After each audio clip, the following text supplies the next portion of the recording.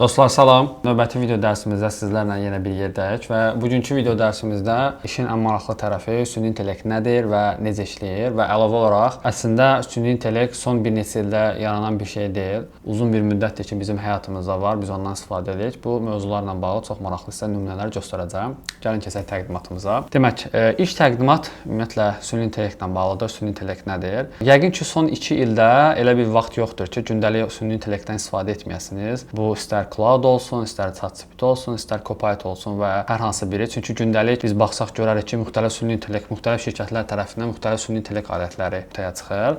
Ancaq çox maraqlı bir məqam var. Doğrudanmı süni intellekt birdən-birə yaranıb? Yoxsa biz onu illərdir istifadə edirik, sadəcə fərqində deyildik. Məhz bu video vasitəsilə biz bütün bu sualların cavabını tapmış olacağıq. Gəlin əvvəlcə keçək ən vacib məsələyə. Əsas sualdan başlayaq. Ümumiyyətlə süni intellekt nədir və hansı formada işləyir? Baxın, hal-hazırda qarşımızda açıq olan slayd məhz bu suallarımıza cavab verəcək. Çünki əslində bir çox insanlar düşünürlər ki, süni intellekt ChatGPT deməkdir, Copilot deməkdir və yaxud da Claude deməkdir. Bu elə deyil, çünki adını çəkdiyim proqramlar süni intellektin bariz bir nümunəsidir. Süni intellekti ən sadə şəkildə belə izah edə bilərik ki, bu insan kimi öyrənən, məlumatları analiz edən və qərar verməyə kömək edən proqram və ya bir sistemdir. Diqqət etməli olduğumuz məqam nədir? Burada mən vacib bir məqam istifadə edim. İnsan kimi öyrənən dedim. Yəni insan kimi, insan yox. Çünki AI, yəni süni intellekt insan kimi düşünmür, heç bir şey hiss eləmir. O çox böyük həcmdə məlumatları emal edir, həmin məlumatlar əsasında nəticə çıxaran bir sistemdir. Məhz buna görə də texnologiyada bunun adı nədir? Süni intellektdir və burada da qeyd olunubdur. Maraqlı addır süni və intellekt. Orada niyə süni söz var, orada niyə intellekt söz var? Bunu belə izah edə bilərik ki, süni çünki bu təbii olmayan və insan tərəfindən yaradılan bir riyazi model deyək, proqram deyək budur. İntellekt sözü isə oradan gəlir ki, insanı təqlid edən bir məsələdir. Yəni insan kimi düşünə bilir, insan kimi cavablar verə bilir və insan kimi analizlər edə bilir. Ona görə də biz buna süni intellekt adını qoymuşuq.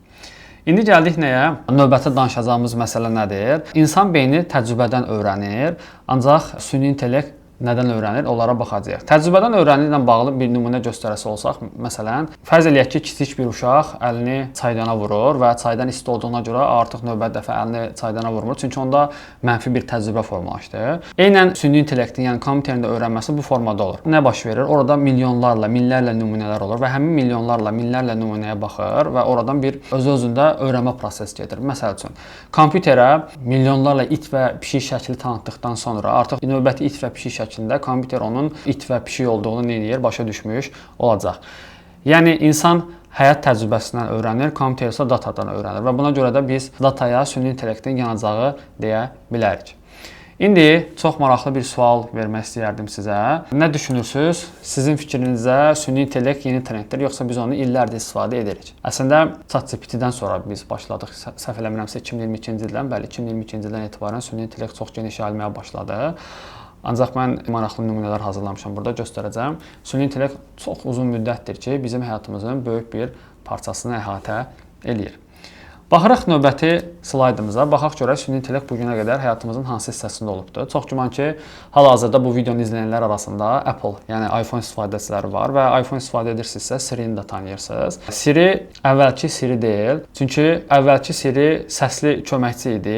Nə edirdi? Biz ona deyirdik ki, hey Siri, zəng et, alarm qur, hava proqnozunu mənə denən, nə bilim, hər hansı bir sayta daxil ol. Bu məsələləri yerinə yetirirdi. Ki, bunun özü də bir süni intellekt əslində prosesi idi. Mənim 2014-cü ildə, deməli iPhone-a yeni keçid etdiyim dövrlərdə Siri istifadə edirdim və 2014-cü ildə biz Siri varsa, deməli süni intellektdə var idi.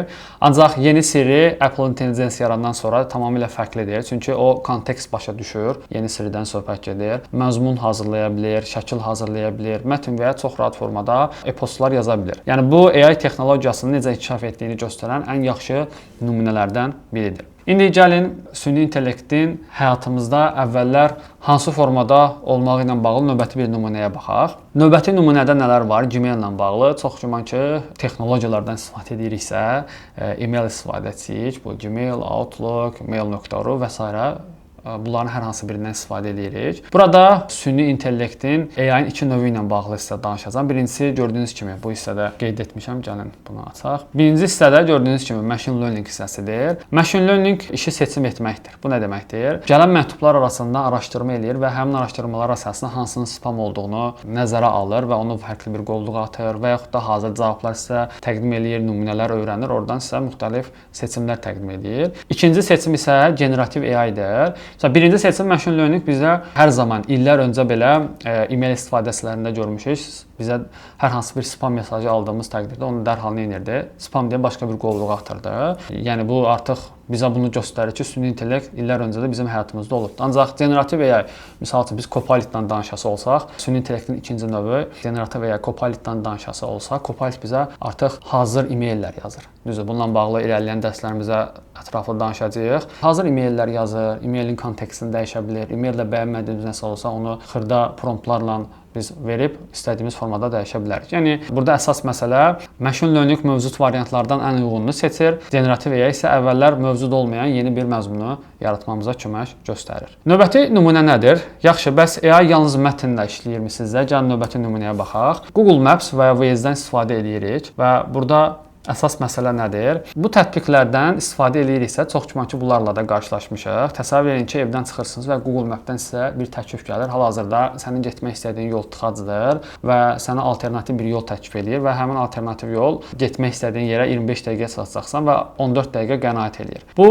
artıq illərdir bizim həyatımızda var. Bu proses hansı formada baş verir? Cavabı əslində çox sadədir. Minlərlə, hətta milyonlarla telefon eyni zamanda anonim şəkildə yol vəziyyətini haqqında məlumatlar göndərir.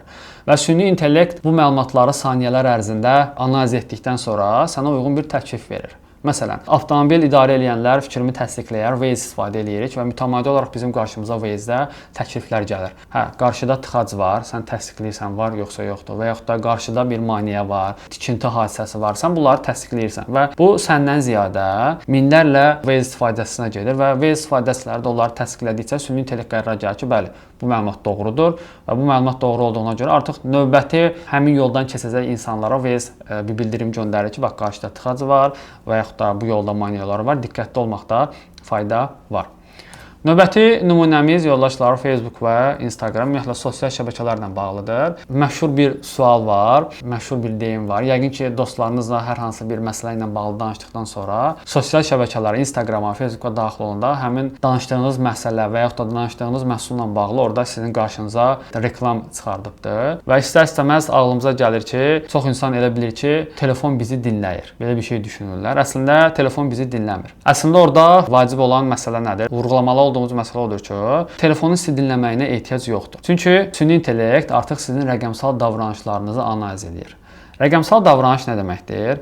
Sizin postlara baxış saniyənizi, kliklərinizi, hansı postları bəyənirsiniz, hansı tərz postları bəyənirsiniz, hansı tərz məhsulları bəyənirsinizsə, o sizin rəqəmsal davranışlarınız adlanır və buradan bir data formalaşandan sonra sənə ən uyğun reklamını edib sənə təklif etmiş olur. Məsələ bundan ibarətdir. Növbəti süni intellektlə bağlı nümunəmiz Amazon və yaxud da e-commerce saytları var. Çox güman ki, bu da qarşınıza çıxıbdır. Gəlin belə bir vəziyyət təsəvvür edək. Siz internetdən bir telefon alırsınız. Bir neçə dəqiqədən sonra nə baş verir? Həmin daxil olduğunuz e-commerce saytı sizə fərqli məhsullar, məsəl üçün çexol dediyimiz kabro, yəni telefona taxırıq ki, zədələnməsin kabro təklif eləyir, powerbank təklif eləyir, qulaqçıq təklif eləyir. Bu telefonla bağlı fərqli məhsullar təklif eləyir. Burada məsələ nədir? Bu təsadüfi formada mı eləyir, yoxsa bunun bir məntiqi açıqlaması var? Təbii ki, bunun bir məntiqi açıqlaması var. Çünki əslində süni intellekt sizdən qabaq eyni məhsulu alan adamların alış davranışlarını analiz eləyir. Baxır ki, telefon alandan sonra minlərlə insan, milyonlarla insan adını çəkdiyim bayaqki məhsullarda alırlar. Və ona görə də bu ehtimal üzərindən bir model yaradır və bunları da sizə təklif eləyir ki, çünki sizin bunu almaq ehtimalınız yüksəkdir. Əvvəlki dataya əsasən bunları təklif edir ki, siz də bunları alasınız. Hal-hazırda elektron ticarət saytlarından, indi Amazon bir nümunə idi. Elektron ticarət saytlarının ana məntiqi bundan ibarətdir. Hər hansı bir məhsul alanda onu tamamlayan fərqli bir məhsul sizə təqdim etmiş olur. Növbəti çox maraqlı nümunə isə YouTube ilə bağlıdır. Sonuncu nümunəmiz. YouTube-da və yaxud da Netflix-də sizə videolar təklif edirlər. Misal üçün Netflix-də sizə daxil olanda top ən yaxşı 10 kino təklif edir. Top 10 kino hər kəs üçün eyni deyil. Sizə fərqli 10 kino, mənə fərqli 10 kino, digərinə başqa 10 kino tətbiq edir. Onun qarşısına çıxardır. Və bunun da mahiyyəti nədir? Bu necə baş verir? Bunlar da heç biri təsadüfi deyil. YouTube və yaxud da Netflix sizin baxdığınız videoları, hansı hissədə videonu dayandırdığınızı, hansı mövzulara daha çox maraq göstərdiyinizi analiz eləyir. Sonra milyonlarla digər istifadəçinin davranışı ilə müqayisə edərək sizə növbəti izləyəcəyiniz videonu təklif edir. Yəni AI hər klikdən, hər baxışdan və hər seçimdən öyrənir. Yəni siz videoya klik elədikcə, siz videoda uzun müddət qaldıqca, siz videonu yarımçıq saxladıqca bu davranışlar onun arxa fonda öyrənməyinə kömək göstərir və davranışlarınızı öyrənəndən sonra sizə uyğun bir şey cızır və onları başlayır sizə təklif eləməyə və nə qədər çox istifadə etsəniz, tövsiyələr bir o qədər dəqiq olmuş olur.